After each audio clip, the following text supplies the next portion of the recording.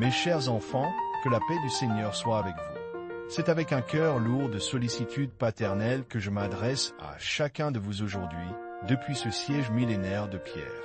Si cette parole résonne en vous, si elle touche la fibre de votre âme, je vous invite humblement, avant même que nous n'allions plus loin, à laisser votre appréciation sur cette vidéo, votre pouce levé, et à vous abonner à notre chaîne.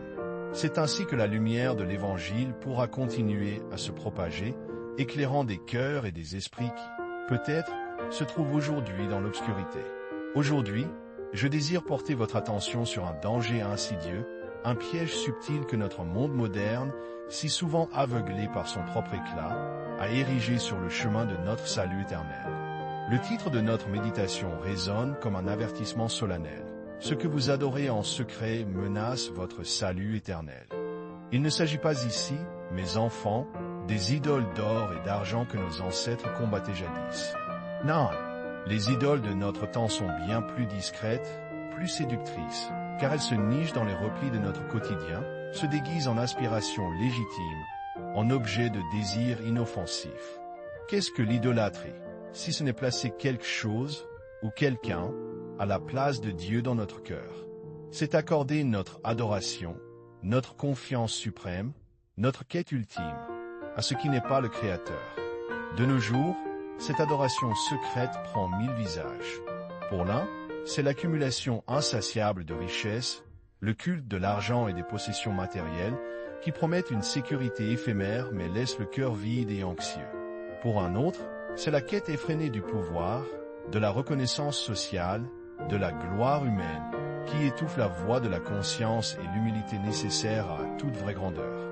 D'autres encore se prosternent devant l'autel du plaisir, des divertissements incessants, des gratifications immédiates, fuyant le silence et la confrontation avec leur propre âme. N'oublions pas non plus l'idolâtrie de l'apparence, du corps, de l'image de soi que l'on projette, au détriment de la beauté intérieure et spirituelle.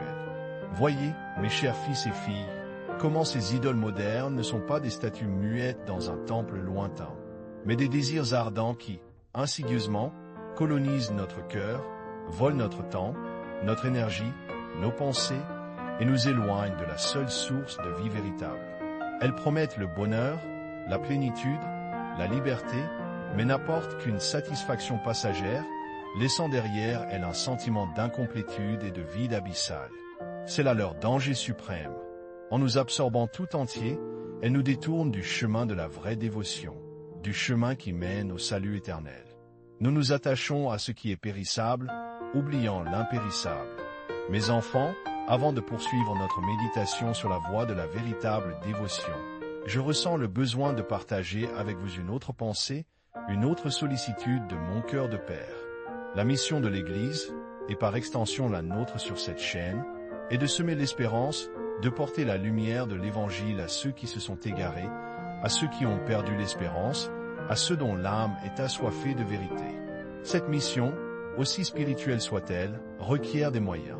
Si vous vous sentez touché par ces paroles, si vous croyez en cette œuvre d'amour, je vous invite humblement à considérer un geste de générosité. En cliquant sur le bouton Merci ou Super Merci qui apparaît sur cette vidéo, vous pouvez faire une contribution volontaire, un don de votre cœur. Sachez que chaque aide, aussi petite soit-elle, est un pilier pour soutenir cette œuvre, pour que la voix de l'Église puisse continuer à résonner, à guérir les âmes et à guider les cœurs vers le Seigneur. C'est une semence de générosité qui porte des fruits éternels. Comment alors nous libérer de ces chaînes invisibles de l'idolâtrie moderne et retrouver le chemin de la vraie dévotion? La réponse est simple dans son essence, mais exigeante dans sa mise en œuvre. Elle réside dans un retour sincère, total, vers Dieu.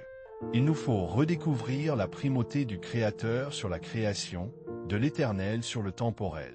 Cela commence par l'introspection. Prenez le temps, chaque jour, de vous poser cette question fondamentale. Qu'est-ce qui occupe véritablement la première place dans mon cœur? À quoi ai-je réellement dédié mes pensées, mes efforts, mes désirs les plus profonds? La vraie dévotion n'est pas une pratique superficielle ou un ensemble de rituels vides. Elle est une relation vivante, personnelle, avec Dieu. Elle se nourrit de la prière constante, de la lecture méditative des Saintes Écritures, de la participation consciente au sacrement, en particulier l'Eucharistie, source et sommet de toute vie chrétienne. Elle se manifeste par l'amour de notre prochain, le service des plus petits, la justice et la charité dans nos actions quotidiennes.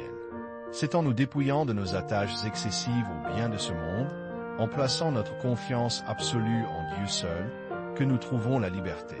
Cette liberté n'est pas l'absence de contraintes, mais la capacité de choisir ce qui nous élève, ce qui nous rapproche de notre destinée éternelle. Recherchez la sagesse, mes enfants, et non la vanité. Recherchez la vérité, et non l'illusion. Recherchez l'amour de Dieu, et non les affections éphémères du monde. C'est dans cette pureté de cœur que réside la véritable joie, la paix inébranlable que le monde ne peut ni donner ni reprendre. Votre âme a été créée pour Dieu, et elle ne trouvera de repos qu'en lui. Ne laissez aucune idole moderne, si séduisante soit-elle, vous voler ce repos, cette promesse de salut. Le royaume des cieux n'est pas un lieu pour les trésors terrestres, mais pour les richesses du cœur purifié. Que la bénédiction du Tout-Puissant, du Père, du Fils et du Saint-Esprit descende sur vous, mes chers enfants, et demeure à jamais. N'ayez crainte, car le Seigneur est votre berger, et en lui, vous ne manquerez de rien. Allez en paix, et que votre cœur soit un temple vivant pour l'unique et vrai Dieu.